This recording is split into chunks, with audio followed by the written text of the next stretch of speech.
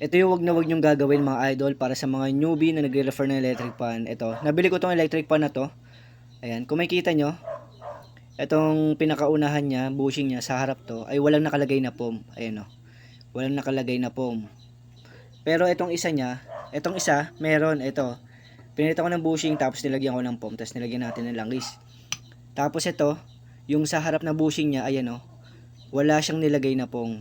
So, yan yung pagkakamali niya mga idol. Kaya mabilis masira yung ni-repair niya electric fan. Hindi nyo ba alam kung gaano kahalaga to mga idol yan? Yung foam na yan, yan yung tutulong para tumagal yung buhay ng electric fan para umabot ng 6 months to 1 year. So, ito yung tutulong mga idol. Pero depende pa rin sa paggamit ng customer. Kasi may mga customer tayo na ginagamit yung electric fan 24 hours, 12 hours, yan. So, depende pa rin sa paggamit. Pero dapat hindi ganito yung gagawin yung mga idol. Huwag yung tutularan yung mga idol ha. Kailangan palagi kayo maglalagay ng foam sa electric fan. Kasi yun yung tutulong para tumagal yung buhay ng electric fan.